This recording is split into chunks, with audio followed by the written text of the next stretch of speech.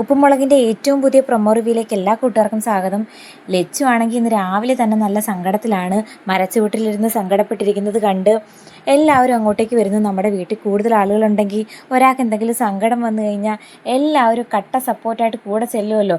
പാറുക്കുട്ടിയും മുത്തശ്ശിയും സിദ്ധുവും കേശുവും ശിവാനിയും ഒക്കെ ചെല്ലുന്നുണ്ട് കാര്യം തിരക്കുന്നെങ്കിലും പുള്ളിക്കാരിയാണെങ്കിൽ ഒന്നും വിട്ടു പറയുന്നില്ല. നമ്മുടെ സിദ്ധു ചോദിക്കുന്നുണ്ട് എന്താ കാര്യം എന്ന് വെച്ചാൽ എന്താണെങ്കിലും തുറന്നു പറ, ഞാൻ പരിഹാരം ഉണ്ടാക്കി തരാം എന്നൊക്കെ പറയുമ്പോൾ ഒന്നുമില്ല സിദ്ധു എന്നും പറഞ്ഞ പുള്ളിക്കാരിയാണെങ്കിൽ അകത്തേക്ക് പോകുന്നുണ്ട്. അപ്പം പാറുക്കുട്ടി പറയുന്നത് ലച്ചു ചേച്ചി കരഞ്ഞുകൊണ്ടാണ് പോകുന്നത്. അപ്പം ശിവാനി പറയുന്നു നമ്മൾ ഇടപെട്ടേ പറ്റൂ അളിയാ.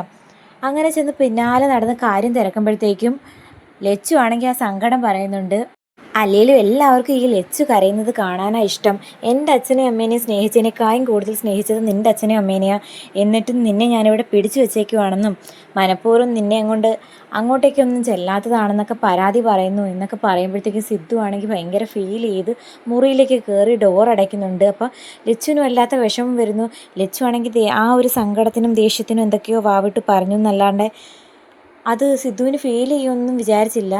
ലച്ചു ആണെങ്കിൽ പിന്നാലെ ചെന്നിരുന്ന് ഡോറ് തട്ടി വിളിക്കുന്നെങ്കിലും സിദ്ധു ഡോറ് തുറക്കുന്നതൊന്നുമില്ല. അപ്പം ലച്ചു ആണെങ്കിൽ സങ്കടത്തോടെ എല്ലാവരെയും നോക്കുമ്പോൾ എല്ലാവരും നിരാശയിൽ നിൽക്കുന്നുണ്ട്. അപ്പം എന്താകും, നമ്മുടെ സിദ്ധു പിണങ്ങി പോകുമോ അതോ ലച്ചുവിനെയും കൂട്ടി അച്ഛൻ്റെ അമ്മയുടെയും പരാതി മാറ്റാനായിട്ട് വീട്ടിലേക്ക് പോകുമോ?